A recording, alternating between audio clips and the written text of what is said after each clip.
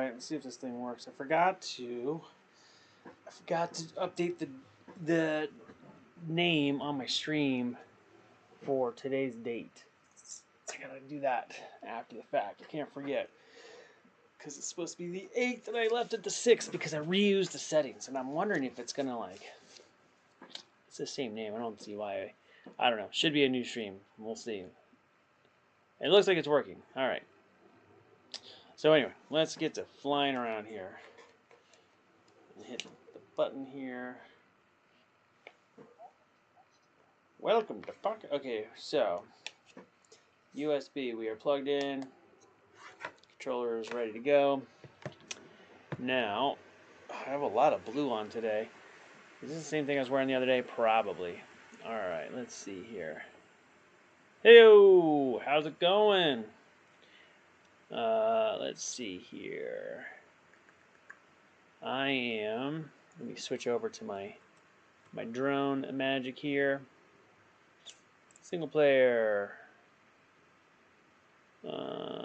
Continue. Let's see. I have all these crazy more levels. Confusion box, new one. Haven't seen this one. Let's check it out. Oh, my live chat just went grayed out. That's weird. I could see it a moment ago, but not now. Hang on. Let's try this again. Yeah, it works. It's working now. Sorry, typically try to do 7 o'clock, but today there's supposed to be a rocket launch from Vandenberg. So, oh yeah, I did do this one. Oh my god, look at this nonsense. Oh wow. Oh my god. Whoops. Oh my god. Yeah, it is confusing. I can't even tell which direction's up. This is crazy. Oh. How the project's going? Barely. Well, let's see. I worked on, it's been a little crazy. I think I said the other day how basically Thursday I ended up going back into LA because my friend who died, turned out he didn't die, but he's probably going to, and he's in hospice care, so it's like laying in a, what the hell? Oh my god, I can't tell what direction I'm facing. This is nuts. Hold on one second. What's crazy is I'm talking and I can hear myself in my headphones. So I'd gone into town Thursday and to visit my friend in the hospital, which is really weird because he's probably not going to make it. He's completely out, like induced coma kind of thing, and it's hospice. So he's been taken off of life support and he's just in there. And it looks like he's sleeping, you know? He's breathing, the whole thing. But I think he had like a crazy stroke. So yeah, an aneurysm which led to a massive stroke. And they did brain surgeries and stuff. And it just doesn't look like it's good. It looks like he's not going to make it. So really weird situation. But on Sunday, I thought that he was totally gone. So it was weird because he's kind of still here, but he's not. It's weird, the whole thing. And then yesterday, I ran around and tried to get it. I installed a dishwasher, which was a little nuts. And today I did a bunch of catch up around the house, trying to do the lawn and do my lawn and the front yard and the backyard, and try to get my shop set up because I've got a lot of projects in the house right now that I should be working on in my shop, but my shop is crazy wrecked, so I'm trying to get everything like reorganized so I have room to work on droid stuff in the shop. And I'm printing the 8D8 droid that was done by Dave Moog, which is, it's cool. It's really good. He did a really, really good job. But, you know, I keep seeing little things that I would want to change. I'm like, oh, I would change this, I change that. And I'm looking, I'm going to show you, remodel this part and this part.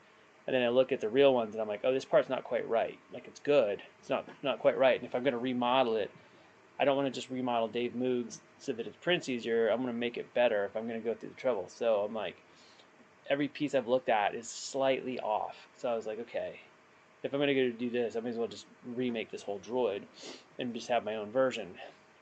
Because currently, literally every part that I thought about modifying, I would completely change, which was everything except for, and I haven't even looked at them close yet, part of the chest, part of the chest. That's it. I think everything else is like slight changes. They're subtle, but it's enough. So, but that's no rush on that. It's just now it's in my brain. So I'm gonna go ahead and print out Dave's. And ooh, that's your fun house. Oh my god.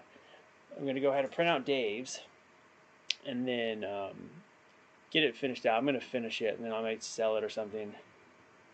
Holy cow! Look at this place. This is nuts.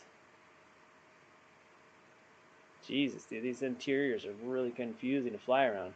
But yeah, anyway, finish Dave's, paint it out, maybe sell it. It's cool. Like I wouldn't mind having it around. Like if it's here, it looks neat, and it's pretty freaking. Oh, great! It's another one of these. I'm on the roof. I gotta go find my way in.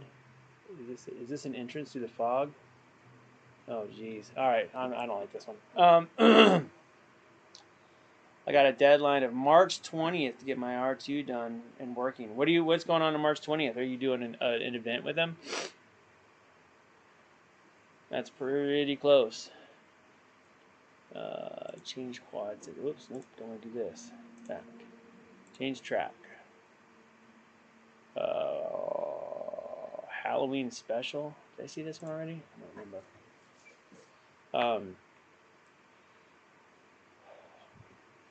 Yeah, it's yeah, I think I did see this one. Oh, jeez. Come on. Wow.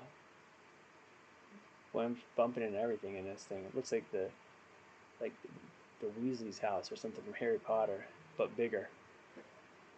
Going to Planet City Comic Con in Kansas. That's pretty cool. How are you going to transport your droid? Are you flying with R2 or are you driving out there?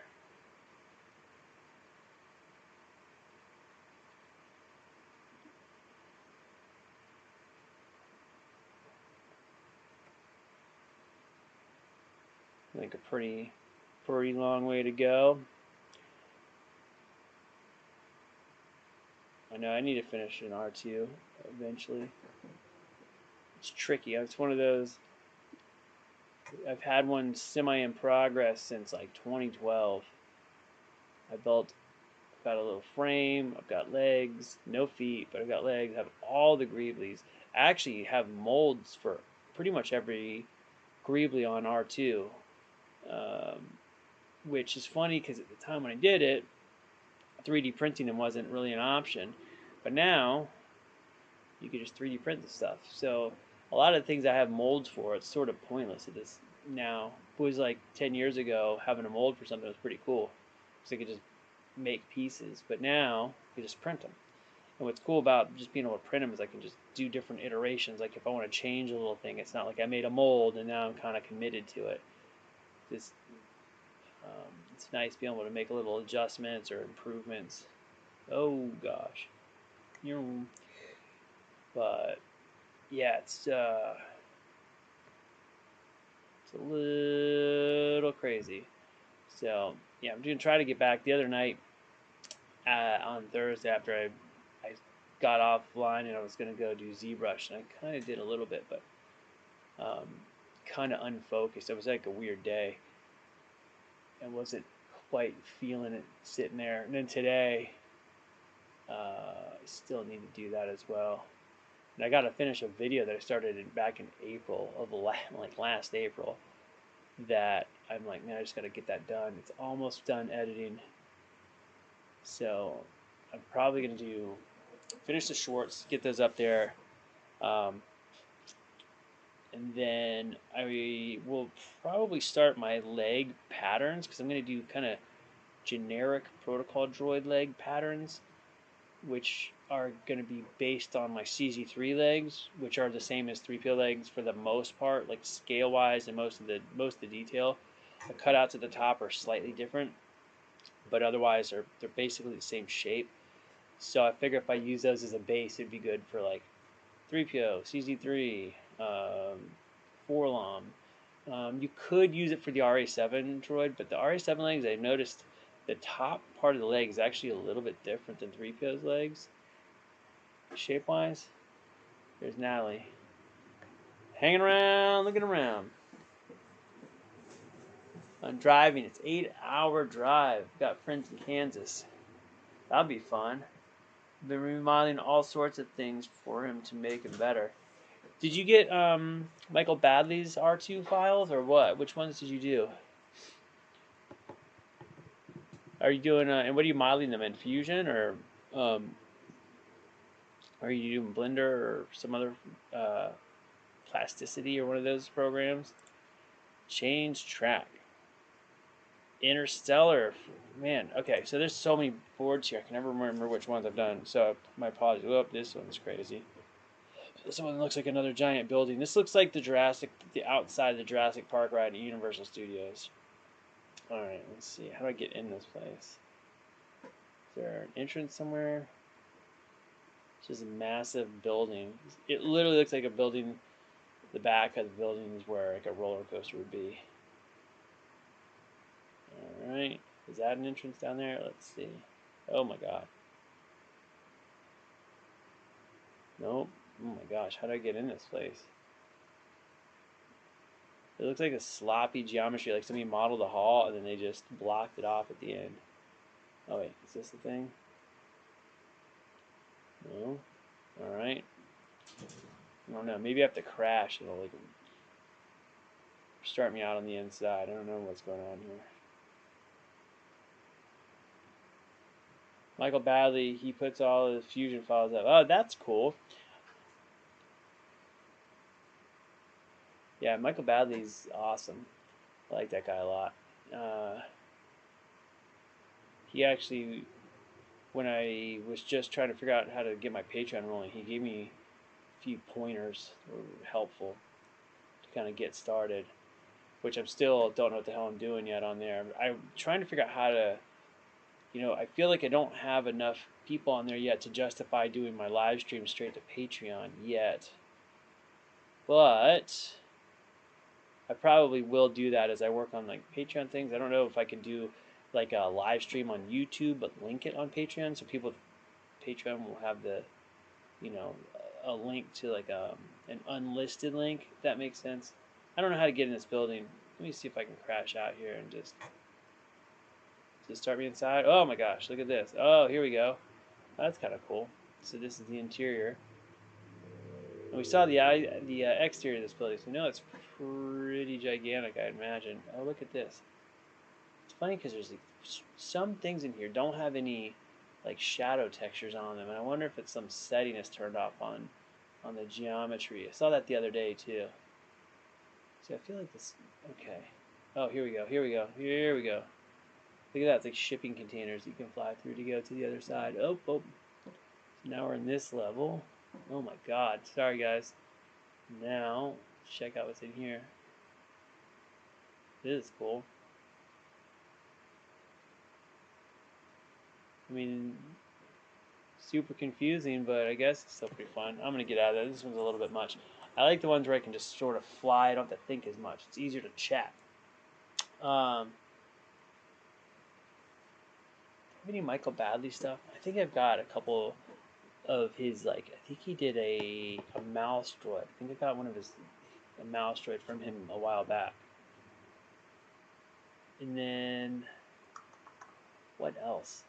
I think we did some other droid head that we did. And then I super modified a head that I think came from Michael Badley. Let's see here. Change track.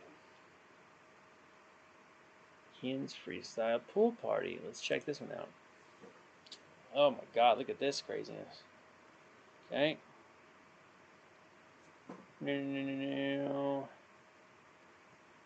Alright, don't know what's going on. There, it's taking a second to load this. I wonder if there's... Uh-oh, what's happening here? Oh, my drone, I feel like my controller just flipped out. Like it's not facing the right way or something. Yeah, when I let go of it, it's just facing so high up. It doesn't feel quite right. Alright. Yeah, this is not right. It's really, really high up. Alright, let's see. Change track. We're going to try that again. I feel like something reset. I'm going to have to, maybe there's like a controller calibration I got to deal with. Freestyle Lenny's backyard track. We tried that one. Let's go crazy. All right.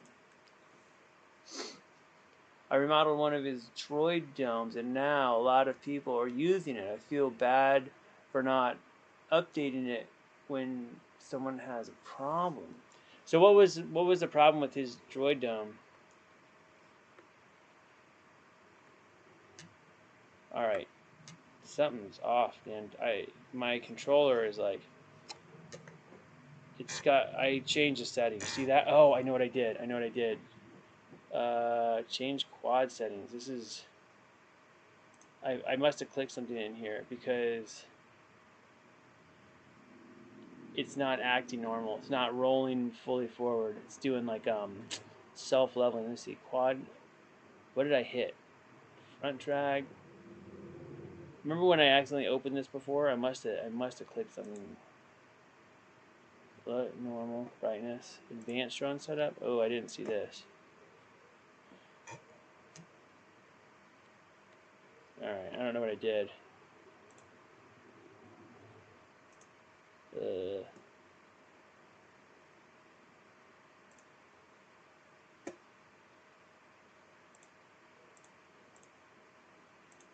Sorry, this is my controllers. I've done something to mess it up. Position? How do I do this? I don't know what I did, but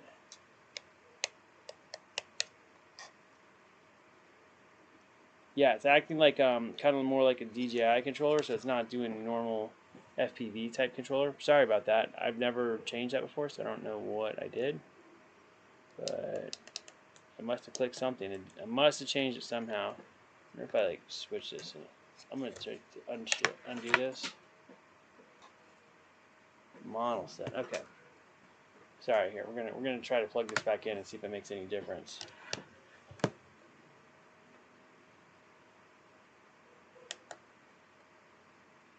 Nope.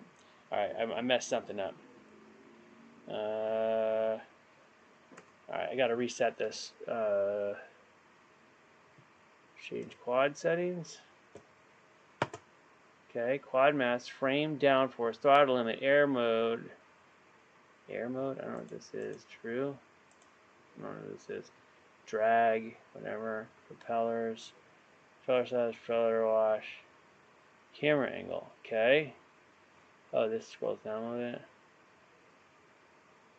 Battery simulation, false. Camera angle, 25. Battery mass effect. Okay, back. What the hell did I do? Did I change drones by accident? Advanced drone setup. Copy rates, reset. I feel like I just like put it in some Bobo mode by accident and I don't know how to undo it. This is the first time I've done this. All these times I've been on here flying around, never had a problem. MK4 current iteration is very hard to print and put together. V2 was easier to print, so I bought the functionality. So I brought the functionality of the MK4 to MK2. What made it? What's the difference in the printing between the two? As far as, is it just one needs support material, or is it just what was the difference in the settings there? All right, I don't know what I did. I feel like I broke something. Exit session, yes. All right, I'm gonna restart this because I don't know what I did. Controller. Oops, that's a Discord server. Don't want to go there. Don't want to go there. Let's see. Nemesis options controller blocked out. Look at this. Okay, there it is. Mapping. Race start, camera angle. I wonder if I like click the thing on the controller by accident that makes it fly all bobo. I'm just gonna totally close this and turn it back on and see. I don't know what I did differently, but did I change a profile here or something? Oh, maybe I did. Model set. Oh, yeah, maybe I like model select. Oops.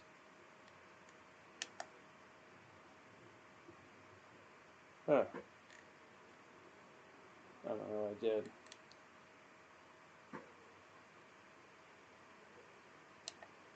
Alright, I'm shutting this thing down. We're going to restart the controller. Oops. Restart the controller and restart the game. Restart the simulator. And then honestly, if it's giving me a little bit of grief, I might call it and switch back over to ZBrush because my brain is kind of like distracted right now. I've got a whole bunch of, here, I'm going to try it again. Plug it back in. Plug it back in. I have like 100 projects I'm trying to get done, and I promised myself to do the drone practice every other day, which is why I'm doing this right now. But I kind of would rather be doing ZBrush currently, so I might switch over to ZBrush in a minute. If this thing's fighting me, I don't feel like dealing with it, and then I'll switch to ZBrush. I might come back online while I do that. Lots more parts to print, and then a lot more seems to fill.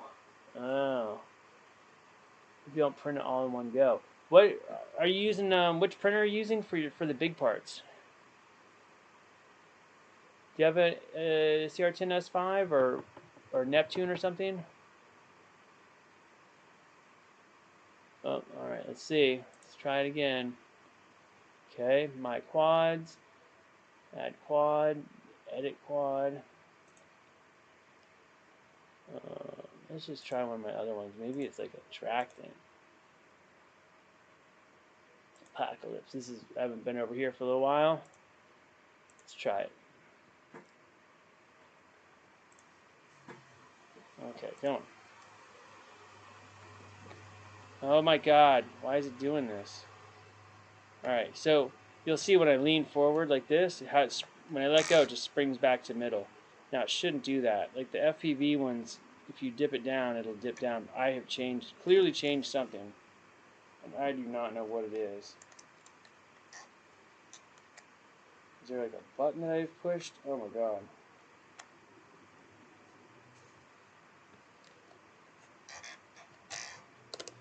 Alright, I'm trying all the different settings, and then no luck. Oh my God. This is annoying. This all get out. Mode, angle mode. See this up here? Oh, look at that. Mode, horizon, rate. What is this? There we go. Is that better? Okay, what is angle? Oh, how did I switch that before? Horizon.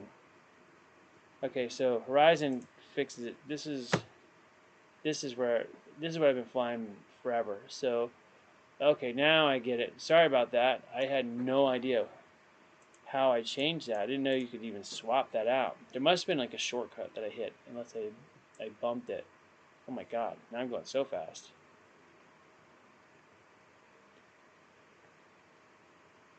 Yeah, this feels better.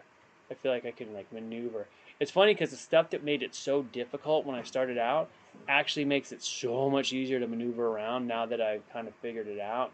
I'm crashing a bunch right now because I may have overdone it. Maybe I had something else for a little bit. But this feels more normal.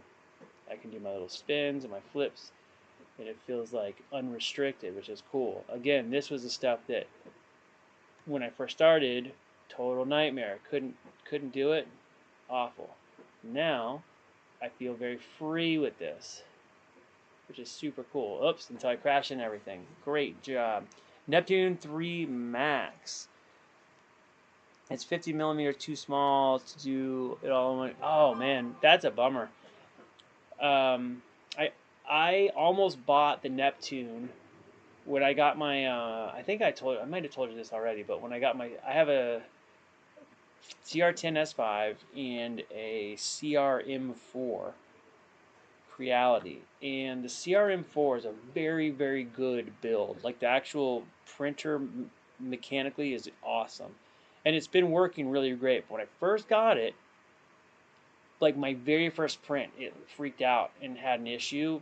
And I think it's more like a software thing. I've never updated the firmware. I kind of figured out how to get it to work, and now it works really, really great. But that was a problem. The actual hardware, really, really good. Now, when I bought it, I could have bought two Neptunes for the same price, and it would have been like, I don't know. I feel like the Creality was slightly expensive for what it was. I think like I don't know. I think $700 would have been fair for it. Maybe even 800 would have been fair for that printer. And then the Neptune was like but I think I paid like 1100 for it. And I think I could have bought two Neptunes for the same price. I remember thinking that, but I had to get a big printer right away, and the Neptunes were not in stock anywhere when I went to buy them. So I ended up buying the Creality just because I'm like, I need a printer like tomorrow, and that was like the only one I could get that was the size I needed, that was like new. And again, now I like that I have it. It's a good printer, but good printer. And now I'm over the thing. The initial issues I had, I feel like because now I've got them figured out, it's not a problem. But basically, what happened is uh, the print head on the very first print, it did the self leveling, checked the bed, and then it went to the middle and just plunged the freaking hot end right into the brand new bed so hard that it put a hole through the bed material, which was, I never used the print bed, so I was kind of not thrilled about that. And the printer is very, very, very rigid, so it doesn't bend or flex or do anything. And the motor's pushed so hard that it the motor's pushed so freaking hard that I could see the thing flexing, which was kind of crazy because of how sturdy the bearings are and stuff. Like the bearings where the bed slides on, I can't remember what they're called. The little bearing rails are really, really, really good on that printer. But again, I would have just gladly taken two Neptunes over one of those, even if this one's just a tiny little bit better. I don't think I could fit a full dome on the M4. I think I can. I definitely can on the the CR10S5. I can fit the full dome.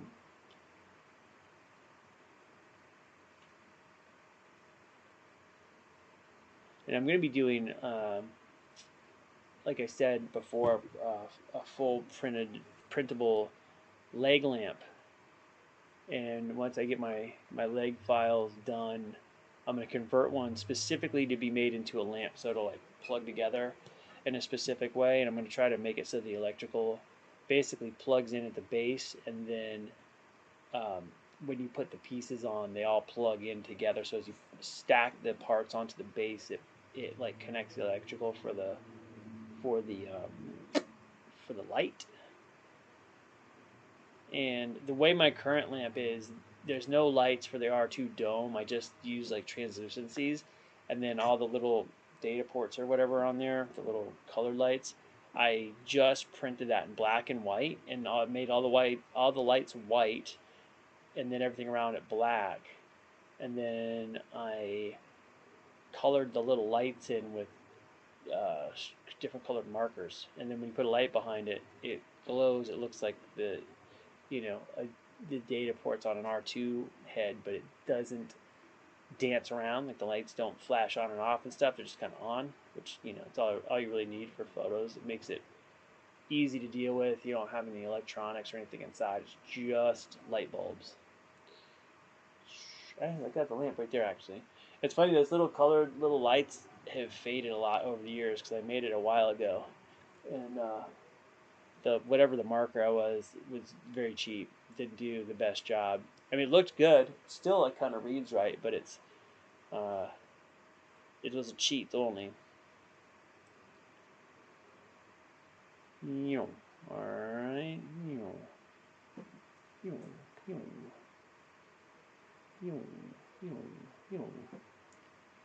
Oh, crashed into something. Yay. Oof, the limits seemed to be bypassed or turned off. Yeah, what's crazy is it did all the leveling and everything was perfect, and I did a test print like off the disk. It comes like a little test object, and I printed that, and that worked perfectly. Like Butte came out really great. And then I went to run my first print, flipped out. And whatever I had to do was like the opposite. What I basically had to adjust the live Z adjust, but before I had to do it before I started the print, because it would error. I would get a really crazy error after it crashed into the print bed. It would like give me some error that I couldn't fix. I would turn it on, turn it off, and then recalibrate the thing, and it would freak out. So I had to, whichever one I had to do for the Z adjust was the opposite of what made sense to me. I know that, and I can't remember if I had to like tell it to go further down. I think I did that. I think it's what I had to do is actually tell it that it had to be lower, and then it tricked the sensor into thinking that it was like high. I don't know what it did, but it was the opposite. And then it just started working, and ever since then it's worked okay. But that bed crash happened to me like 4 or 5 times when I first got the printer, and it was very stressful because I was in the middle of this crazy project, and all of a sudden the printer that I got to like save me is now freaking out immediately right out of the box. That wasn't cool. But again, works great now. The prints are good. Very, very good hardware.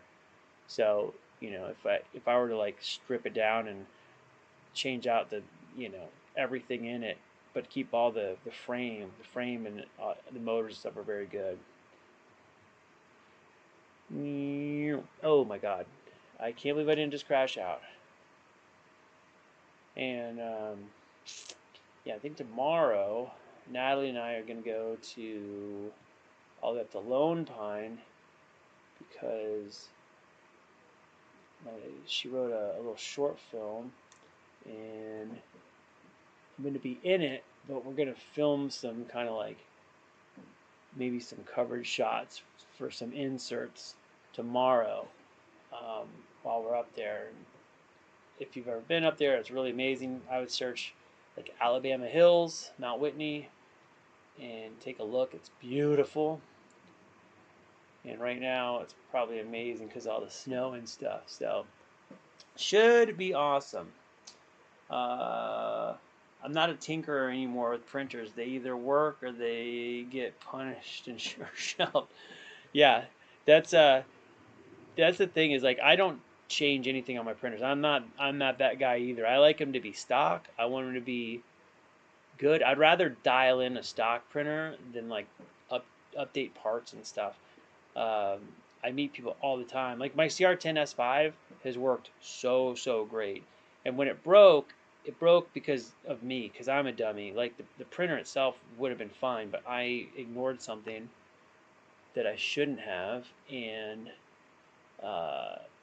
that was not a good idea, basically. So I ended up screwing up a whole hot end, like bad, like this massive ball of plastic wrapped around the whole hot end, so bad it like screwed up the fans, all kinds of stuff. So I had to replace that whole unit, which was easy, but it still meant that I was out of a printer for a couple days in the middle of a big project where I needed a big printer. But the printers work great. Everything is essentially stock except for the like spring kind of pulley that runs the where the filament presses up against the extruder gear.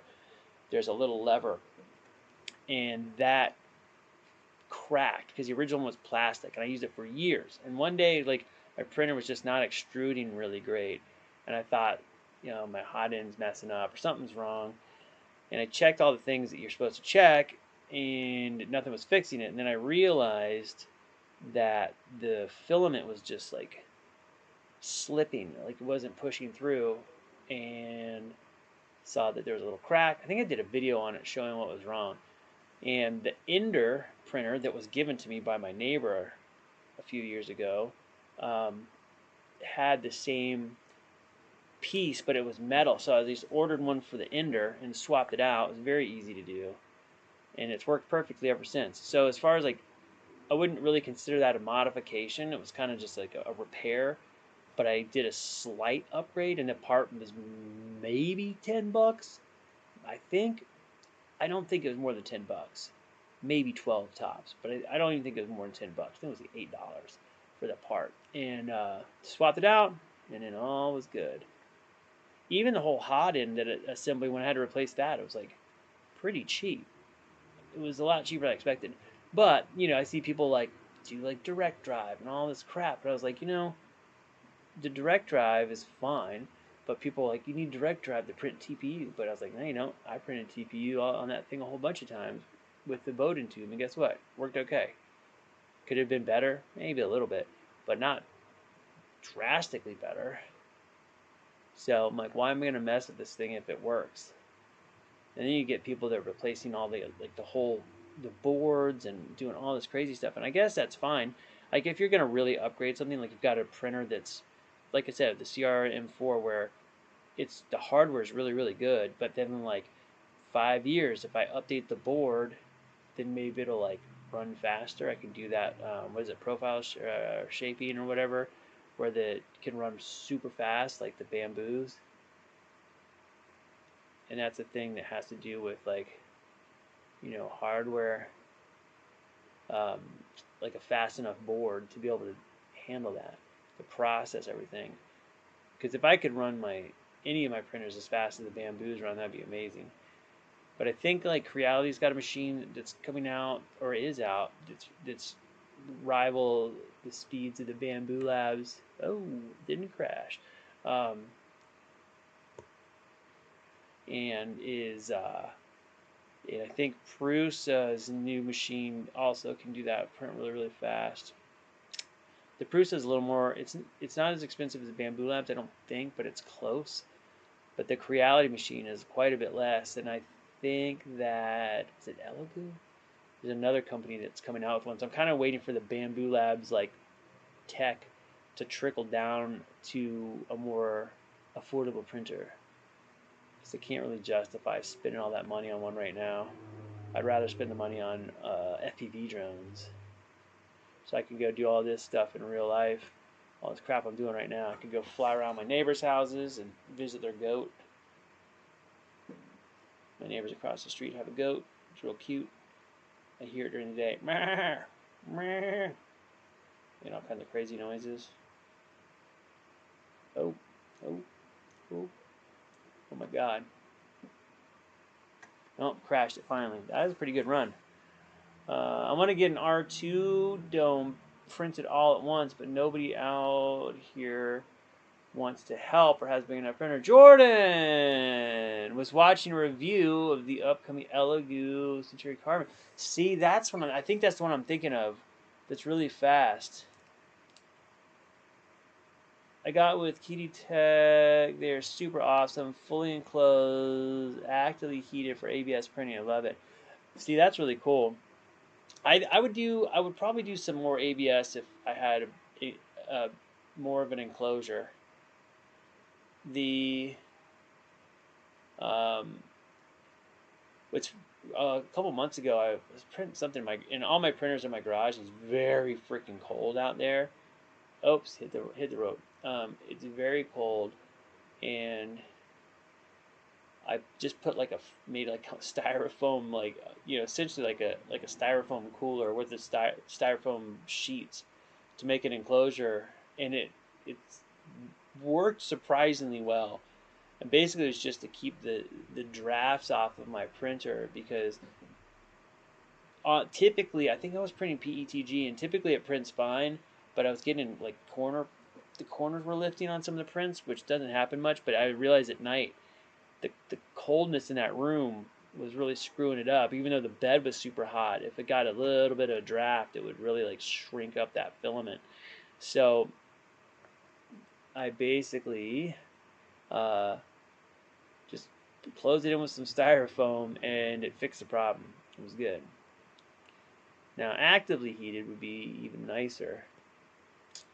And I've got like mixed feelings on ABS. I think I've printed stuff on there that I was really happy with, and I also had a lot of nightmares happen. The ABS would just fight me. And the very first material I ever used when I started printing was ABS, because a friend of mine recommended it. He's like, ABS is awesome, it's the way to go. And I used ABS for like the first 5 months I printed. Everything was ABS, and like half of the parts fought me and have like warped corners and stuff. It made me so mad, but I didn't have an enclosure, so I deserved it. I was thinking about, from the Patreon page also, I was like putting up the files for AD3, because they're not out anywhere. And a while back, people had asked me about it, but I didn't know. I don't know. I don't feel like it would matter if I put them up now. So I think I'm gonna put those files out for the whole thing, and some of the other Jedi Temple Challenge files, like the lightsabers that I did for the show. I made the challenge sabers that are like a puzzle, and they're held together with magnets, so like the kids find all the pieces and then have to assemble them. Um, so I'm thinking I'm gonna put the challenge sabers. What made me think that's what made me think of it is when I started to do those, I was initially gonna print them in ABS, and I was trying to think when I switched. Um, I was still printing, and at that point I'd been printing in a lot of different materials, but I was like, maybe I should print them in PETG. I'm trying to remember what I printed those in. But yeah, I might put the lightsaber files and the 83 files on my Patreon. I don't know if anybody ever want them, but I think they're kind of neat. And they're a little obscure compared to like a lot of the other droids. And I also was doing my comparison for my RA7 to the like really good scans, and they're like it's pretty freaking close. I don't think I can put the torso or anything up now, but I might put the RA7 legs up. They'd be like New Hope style, accurate to that as much as possible. They're sort of chunkier than the 3PO legs, the tops are, but then the calves, shins, and so forth are almost the same. Almost the same. Alright. Can I make it through? Oh, try to make it through the gap, and I didn't make it. You killed SWAT. It was canceled yesterday. No. That's so funny. Was the show canceled? Did they like put out the last things? I'm like I never know who even watches that stuff. I've never seen that show except for one time. I found out like the last one I was on. I found out the episode and I went on and watched it so I could like see myself on TV. But this new one, I have no idea. It's called Eagle. And I think I was talking about that the other day. I was pretty surprised because like the dudes on the show, like the main guys, are all smokers, and I pictured them not being smokers. They look real fit and like health guys, you know, the type of dudes that would like want to be real healthy. But they're like all smoking in between takes, and I wonder they always try to talk kind of like this, like they're tough. We have these tough voices, but then their pants are too tight. You know, they look ridiculous, and I wonder if it's for their voices, so they get that like smokery, cool, tough guy voice. And they got that little bit of gravel, and they always have to talk like they're really angry about something, even when it's not that big of a deal. And I bet that smoking really helps the gravel in their voice. But I could be wrong. Be sure you sneak over there and check out the enemy. Yep, the show got canceled. Wow, that's crazy. I wonder if are they gonna put out the last season, or is it like are they just stopping? Because I didn't know. Like when I was on it a couple seasons ago, I didn't know anyone who was watching that show. Nobody. I did not know a person at all. So I'm curious if they're like gonna finish this season up and then it's gonna be done, or if it's like they just are pulling the plug right now mid-season. I also thought for a second that I might have left my freaking backpack on set, and then I was like, oh man.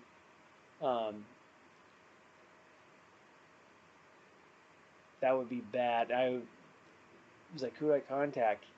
And it turned out I brought my backpack home, but I just did it so brainlessly that I couldn't remember doing it.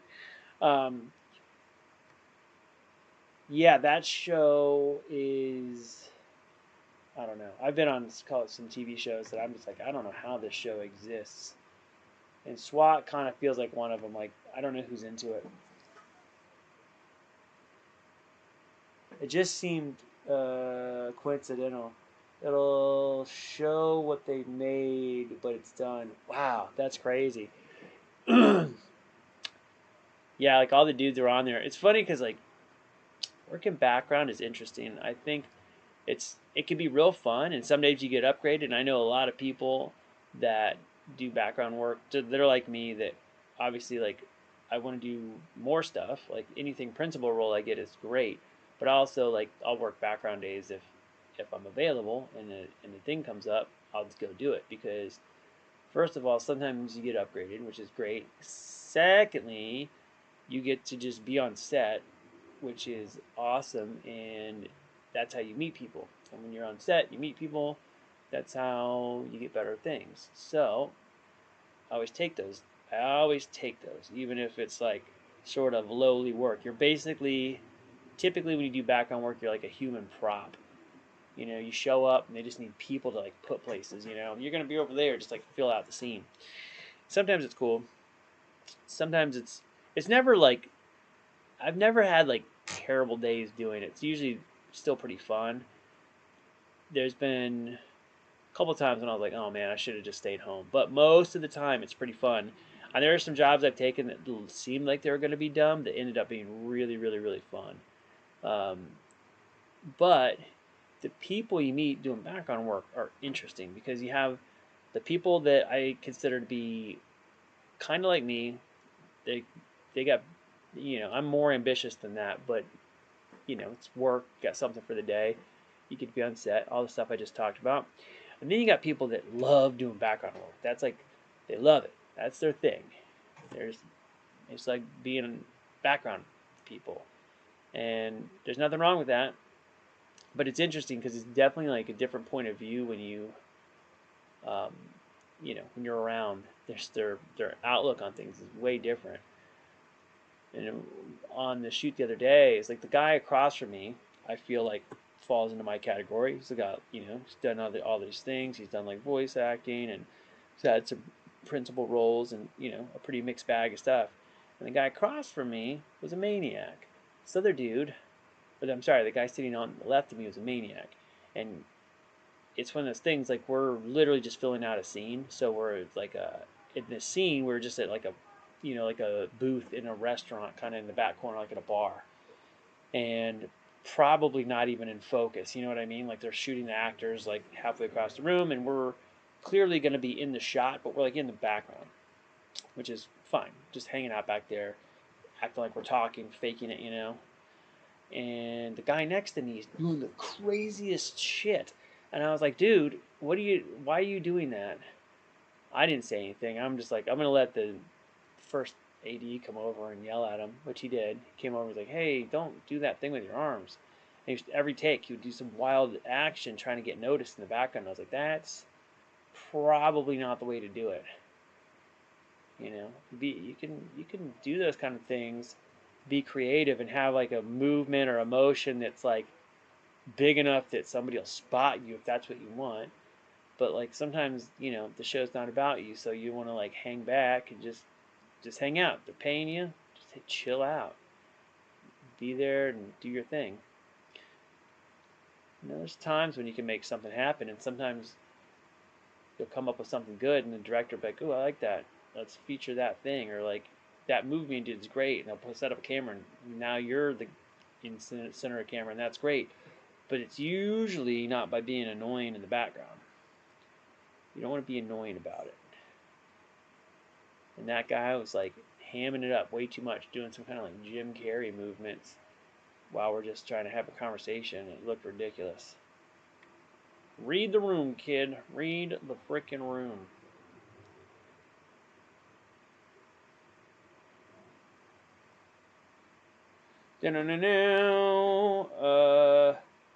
Let me see. I just missed a bunch. Da-da-da. Sorry, I'm checking my thing here. It'll show what they made, but it's done. I saw the mask of your alien character from Skeleton Crew is up for auction. Interesting. Where is it? Can you send me a link to that? I'm curious to see which one it is. Because it belongs to the Disney. That's like it's a Disney mask. Like it's made by Legacy Effects, and then like basically Disney's Creature Shop owns it now, so it kind of belongs in the Disney thing, and they typically don't sell stuff out of their own archives. So I'm curious to see like how it's up for auction, if Disney's auctioning it or if it's like from somewhere else. Uh, I love not needing to do anything on a set of the Hollywood shoot. Just got pampered, even though I was sort of glorified extra. Dude, that's kind of what it is. I mean, a lot of the time it's like, especially the droid stuff. It's easy. A lot of the monster stuff I've done, I mean, like all the stuff for like Rebel Moon, for example, is like I was on set so much, you barely see me, and you just get to wear a cool mask and be like a cool thing, a neat wardrobe, and then you go home. And that's it. You don't have to do anything. It's very easy. Very, very, very easy most of the time. Now, I actually would love more like main character kind of stuff. Obviously, I think it's great. But it's just, few and far between when they do those. So it's very cool when they have it. I've had a couple things come up in the last year that looked like like a couple. One of them was like would have been huge and amazing, and then it didn't work out. Just like for the whole shop, like they moved the entire shoot somewhere else. And I'm hoping like when they do the behind the scenes, they show the stuff that I worked on because it was like all the suit test stuff, and I was basically told by multiple people that it looks like I'll be the guy in the thing, but then the whole shoot moved, and then they didn't use any of the people that initially were slated to be in it. So that was interesting. It may be fan made by Captain Nader in EcoFlex. Captain Nader was Chewie and Holly. Captain Nader was Chewie and Hollywood parody. Oh, crazy! I was in super cool dude. Oh wow. Hey, send me on Facebook. Send me a link to that. I'm curious to see it. I'm gonna look at the thing. I'm guessing that it's probably a replica because the real one, if you look in the inside, it's stamped. It says Legacy Effects on the inside of it, and they do like a thing when they take their castings. They made two for the show. There's like mine. If you're talking about the Clatoonian, there was me and this other guy Tyler. He had like basically the same mask without the spots. His was like kind of just tan, and mine was had like white with like dark spots, dark muzzle and like some dark spots. And both of them were numbered differently. I actually looked at them both because inside it's like legacy effects, and then there's like a kind of like a number or a date or something, and or a number and a date. I can't remember how it was laid out. And they're really, really like not allowed to take pictures of stuff there at all. They take our phones away, so I couldn't get a photo of it. But the other one, even though it's basically the same mask, the stamp inside, which is something that they clearly put in the mold. So when they take the casting, it's part of the actual casting. Like it's not like drawn in or attached. It's like in the casting. Um, yeah, the numbers on the two were different, but there was the only two. And during the first season of Mandalorian, um, I basically was selected to be a character that got, you know, robbed from me because he lied about me, which is great. But I went to Legacy to go fit for that character. Did all the test fittings and did all the stuff, and it was great. It was super great. And when I was at Legacy, I saw them making the mask that I wore for Skeleton Crew because they used it for the first season of Mandalorian. Like I think in like episode 4 maybe. And so when I saw the mask when I went for my fitting, I was like, oh, I saw them this mask like just like they were in the process of making it. I think it was just painted or being painted when I went through Legacy Effects. That was really cool. And when I went there, I also saw them making Baby Yoda, but again, like the show hadn't come out, so I had no idea that Baby Yoda was like a character that was gonna be so important. It was just like here's Baby Yoda on a table, all like being worked on, and I was like, oh cool, a little Yoda. That's what I thought, and then I just walked by it. I had no idea it was gonna be like the MacGuffin for the whole freaking show. Otherwise, I probably would have looked at it a little closer. But I was like, oh, little Yoda, this is cool. Um, oh, whoop, something just freaked out. I must have clipped something. Pin the link. The character that got away. Yep, yep. It's not even got away. It was like swiped from me by some piece of shit. Um, yeah, dude, that guy. I got even more dirt on that motherfucker. Anyway, the it, it was pretty crazy. So yeah. So anyway, at Legacy Effects during that trip, I saw a lot of stuff being made for the first season of Mando. What's kind of crazy is all Mando's rifles that he had were super nice, and they had them all laid out on a table. I got to use them for my, when I did my test fit, my like suit test for that thing. I got to use one of the Mando rifles, and it was very cool. But there was a difference, and they had a different scope. All the rifles had these really cool looking scopes, and they were like way more like tech looking, like just cool. It was like the same rifle, but like the regular Mando rifle he has on all shows has like just like it looks like a little tube with like a little simple scope on it.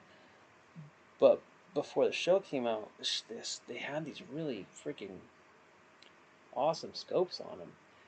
But the eyepiece was like the wrong way. Like the eyepiece was curved in a way that would like contour to your face, and it was backwards. And I guess it had to do something with the way, because the way that part of the rifle functioned or something. Like some of them could move and some piece moved and it wouldn't move if the eyepiece was the other way. I don't remember what the explanation was, but I was like, oh, eyepiece is backwards. And one of the guys was like, told another dude, was like, man, I told you somebody's gonna notice it, blah blah blah. And that was it. And then when the show came out, totally different scope. So I'm not saying that I caused that, but like clearly it was something that people were noticing. Um, but the other scope was way cooler than the one that ended up on the show. So the first one they did was super neat.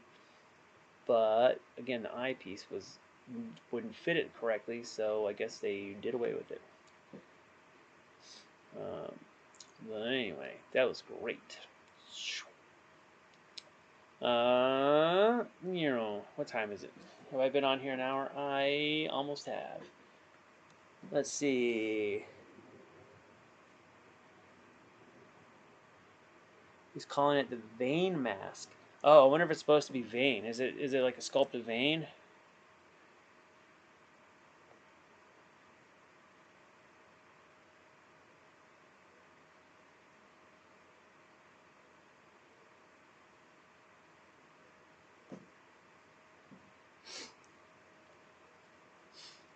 Sorry, it was Marty's character. It just looked similar to your character. Oh yeah.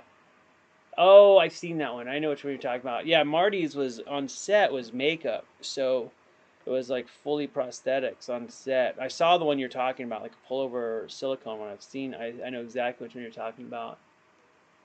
Maybe I should do. Maybe I should actually do a silicone version of mine, because I could do that. I could basically sculpt it in ZBrush and then print the molds. I did a thing for Corridor Crew where I just did that, and it was like a perfect kind of like test to see how that would work. Then I could basically sell my character.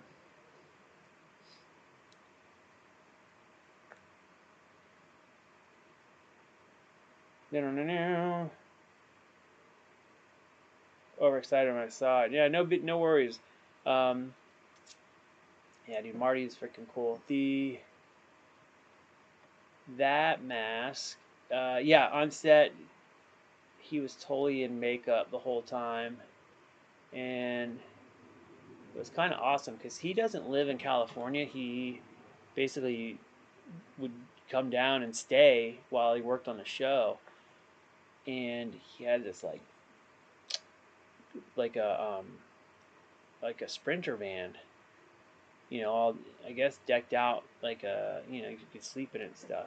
And he would drive it down, and he was able to like stay on the premises while they filmed. That was cool. So he could just like be done and then go sleep or whatever and get up in the morning because he had to be in early for makeup, and he could just basically like get up and like walk across the lot and go get his makeup done.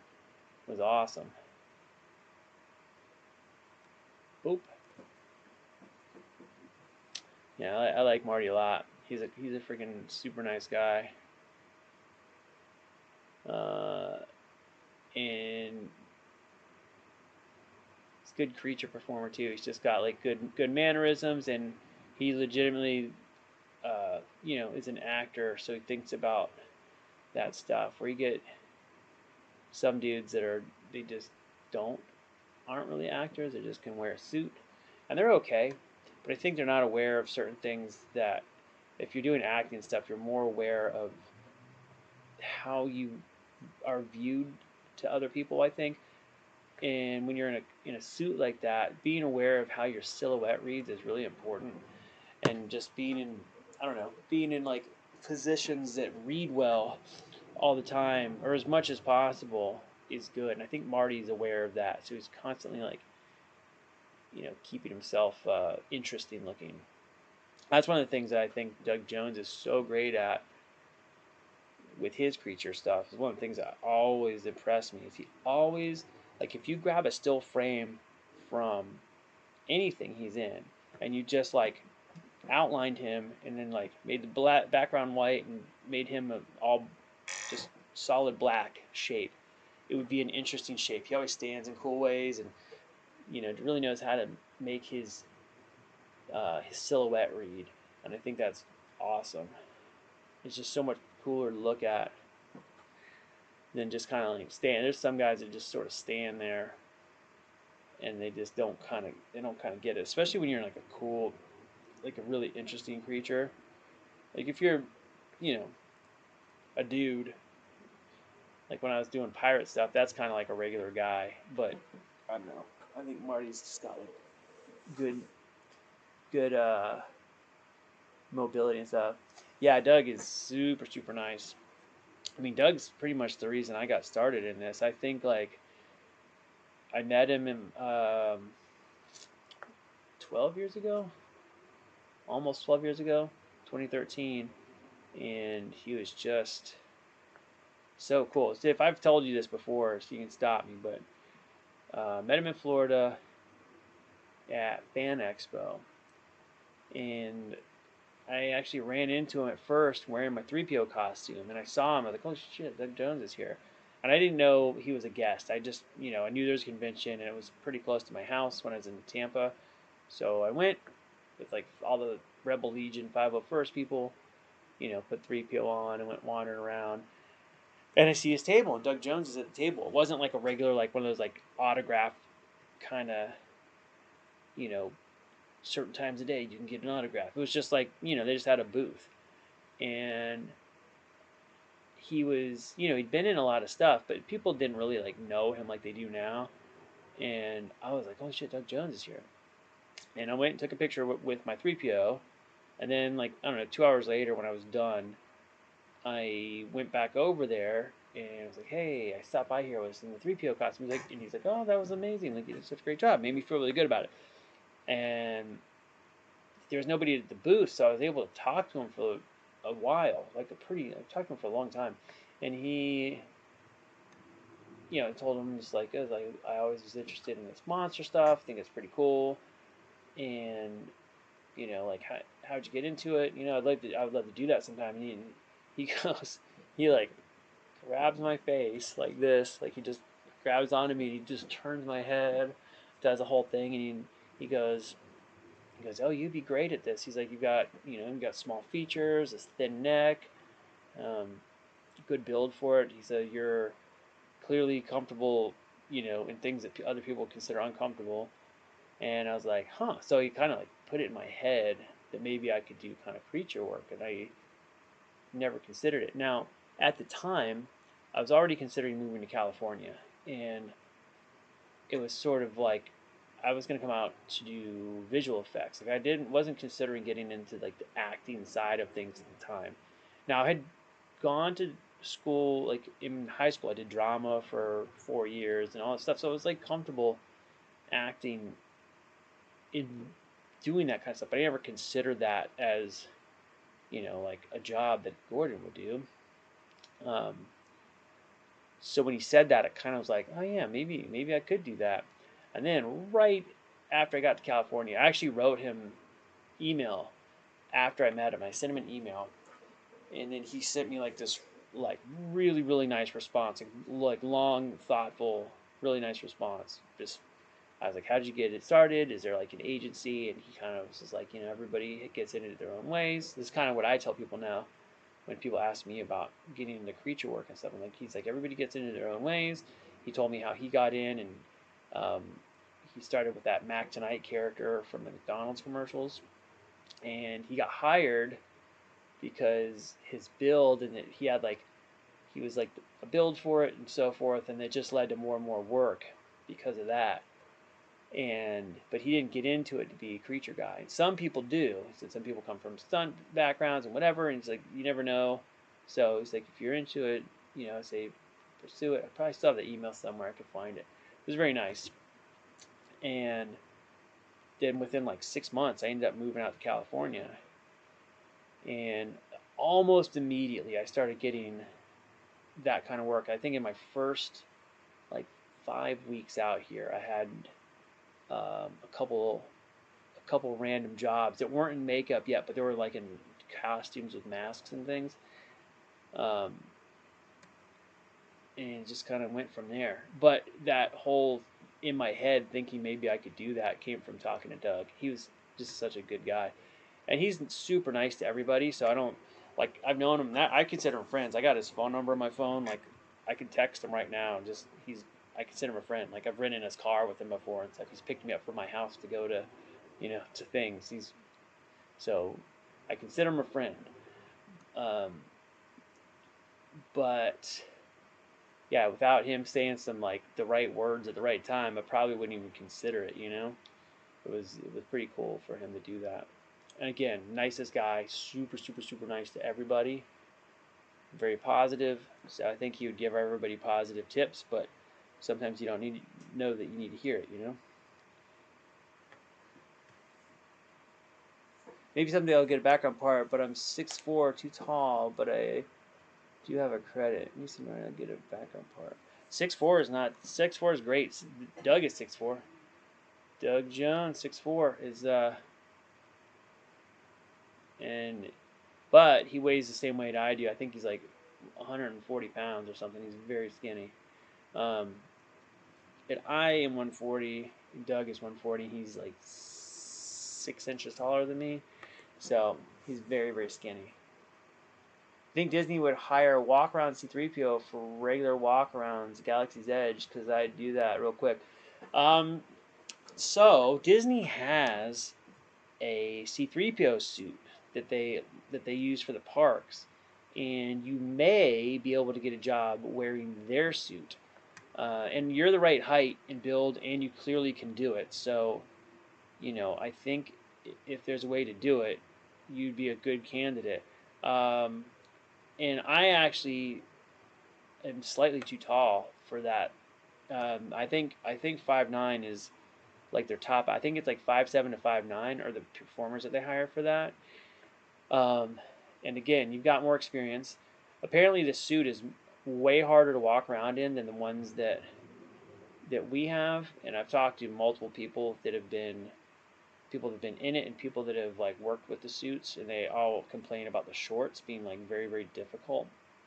So, um, but overall, the suit seems like otherwise like pretty wearable. Apparently, the arm pistons like to seize up, from what I hear. But overall, I think their suits actually look pretty nice. They're kind of more akin to the sequel suits, and I don't know how exactly like they made them. I don't know if they got files from the sequel suits and used those, or if somebody like made a custom one just for Disney. I don't know what the deal is behind that, but they don't look bad. You'd probably be able to do that.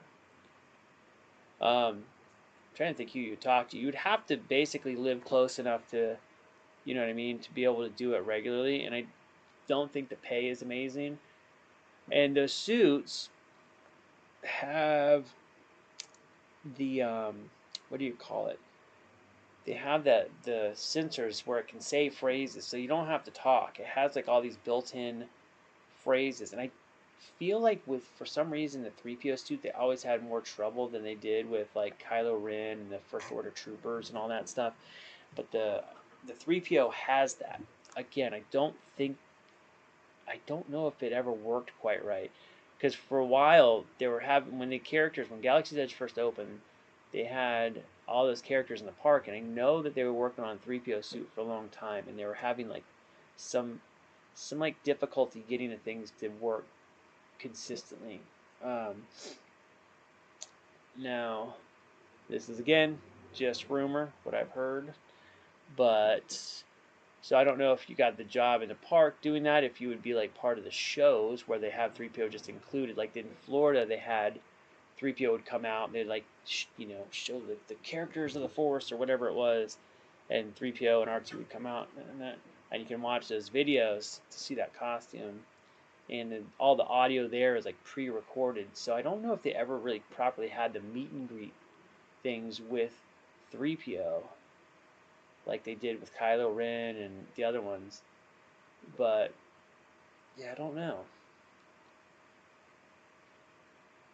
I do not know. Alright, where am I going to go? I've been flying around this level for a while now. It's kind of crazy how much better I can get around this thing.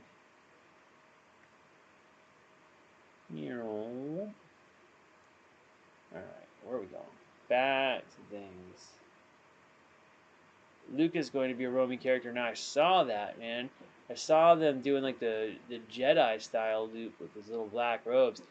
I always think those are the most interesting ones when they get like Rey, where they get these actresses that look pretty freaking good. The Rey that I saw, I've seen two Reys in the parks, and both of them were very good. They could do her voice and her like personality, her mannerisms really great, and they looked a lot like Daisy Ridley. Um, obviously not perfect match, but like really good. Like enough where especially a little kid probably wouldn't realize that it's not really her. As an adult, you can tell, you can see it a little bit, but I mean, pretty freaking good. Oh, crashed in the tree. Um, but yeah, as far as that doing the Disney 3PO, I'm trying to think if I know anybody that would have a connection for who to audition for. But you'd be a good fit for it. Again, having 3PO experience and being in the height range, I think you would be a good candidate. But again, I have zero say in the whole thing, so I'm just talking about based on what I know. I remember years ago they auditioned for that character, and I was 1 inch too tall, and I was like, I can fake it. I can fake it.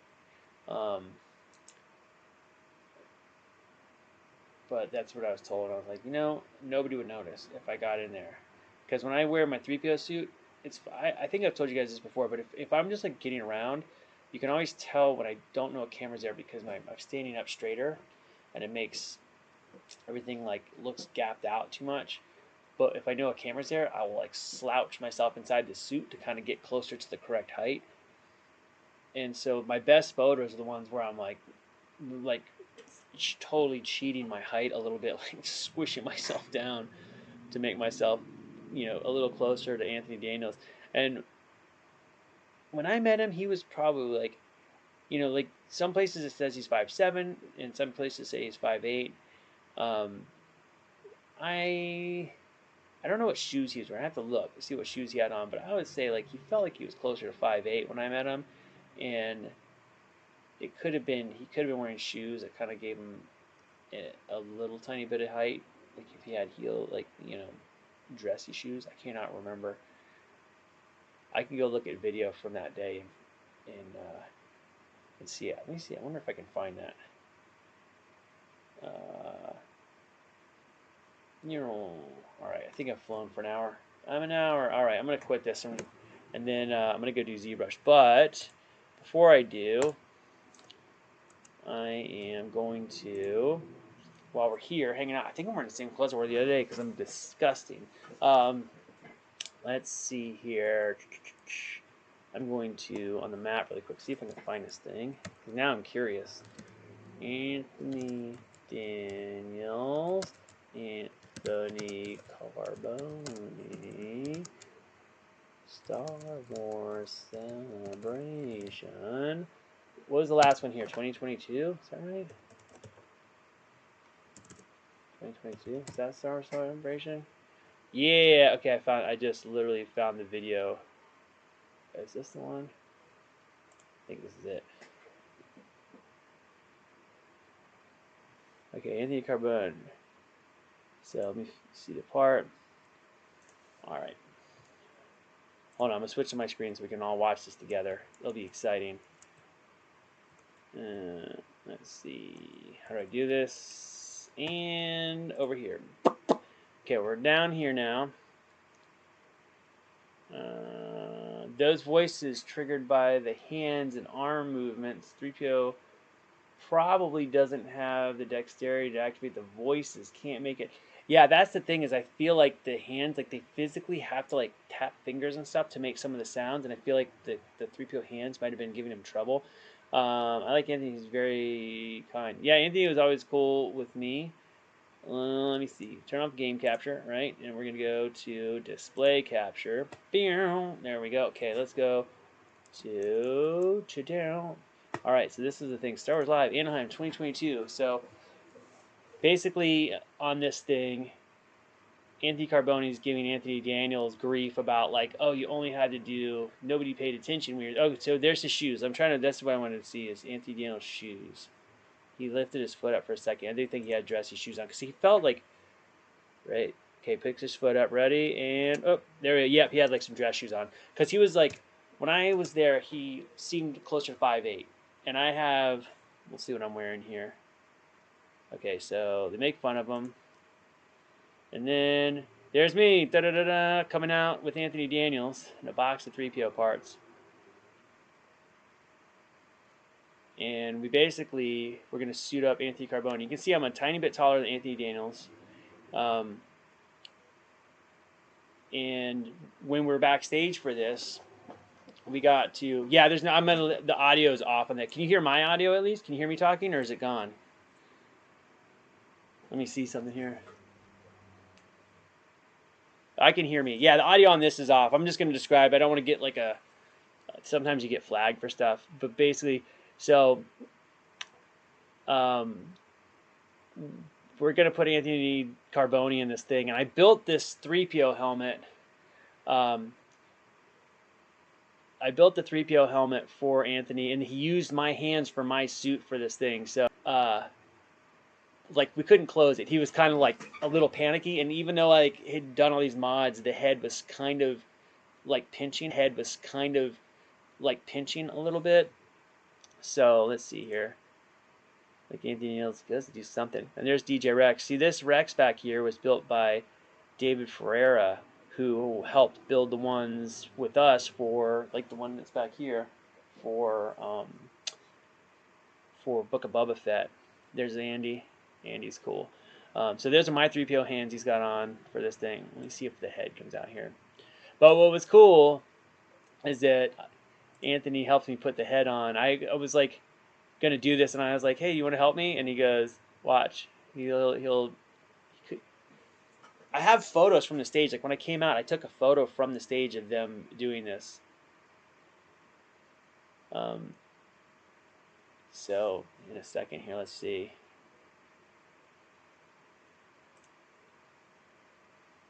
Because he basically is talking about putting the head on and how it takes multiple people, and I say, hey, you want to help me put the head on? And then I got to work with Anthony Daniels for the head. But what was kind of cool is that we stood there and Anthony looked at me, same kind of thing like Doug did. He looked at our build and he kind of like did this. He went to his shoulders and to my shoulders and he nodded. He's like, okay, like, so it was kind of cool. But again, you see a little height difference. But here we go, helmet time.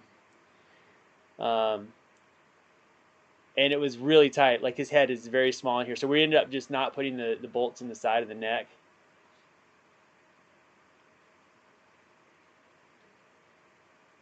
His ears were about to get pinched, so we're like, okay, we're just going to do the top bolt, and we'll just leave the sides off. so he didn't get the full close. It would close on him, but it was, you know. But if you look along the side, like right here, there's a little divot. I did this like days before this. They're like, hey, can you do this whole thing? And I had like it's like half of a printed head and then like half of a fiberglass head, and I stitched them so like right behind the back here, it's probably like almost an inch deeper than a standard head. But this is the one that Anthony Daniels was looking into eyes, and he was like, he liked my eye design, which, and he took down my phone number. But anyway, that was pretty fun experience for me to be a part of this thing. Let me see, somewhere up here I'm taking a photo of everybody. I look very tan in this. I think I was running a lot. But all right, anyway, that's show and tell is done enough. Let's get out of here. Okay. So anyway, I'm gonna get back to doing some freaking ZBrush work, but that was a fun moment in my life. I figured I'd share it. Well, we can hear. I want to do a DJ Rex. So there is a Rex Builder Club on Facebook. I don't know if you've done one yet. And I'm coming to Celebration when it's back in the States. I need to go. Yeah, Celebration is super fun. I'll be going to Japan. If you're going to Japan, I'll be there on the Saturday for Celebration Japan. But our little RX droids here. Look at this little buddy. Hi guys. We got this one is like almost completely printed externally. I have two of the arms downstairs. I got to print this one upper arm still, and then all the greebles, and then the full exterior of this guy will be done. And I think I mentioned this before, but I am going to simplify this design a lot because in the process of making this, we did it pretty quick, and I've complained about it before. Dave Ferreira is a brilliant animatronic designer, but he did stuff. There's so many pieces what he made, like 5 times the amount of parts that you really needed. So I've been taking his designs, keeping all his mechanism, but simplifying everything so it's just much easier to print, much easier to assemble, but still uses his basic mechanics. And I'm in the process of that. I may share those files. I don't know. I'm kind of on the fence about it because it's the ones we use on screen. I feel like I need to change them like a lot interior to make them shareable without me feeling like I'm gonna get in trouble. But should be fun. It should be fun. But anyway, all right. What time is it? Almost 9 o'clock. I'm gonna go back and do some freaking ZBrush work so I can make some progress with my Patreon stuff. Because tomorrow, in 3 hours, is my freaking birthday. And we're going to be going, like I said, going up to Lone Pine to film some stuff. So, should be cool. And then I'm going to be old man. I'm going to be super old guy then. But I guess that's it. And I'll be back on Monday. And thank you very much. Thank you. Should be good. We'll see what happens. Get to see some snow, some mountains. And yeah, and then there's a rocket launch tomorrow from Vandenberg. It was supposed to be tonight, but they moved it to tomorrow. So I'll get a rocket launch on my freaking birthday, which will be cool. And that's it. And I'm gonna get out here and go be productive. Thanks for hanging out with me, and I will be back maybe tonight. If not, I'll be back on Monday.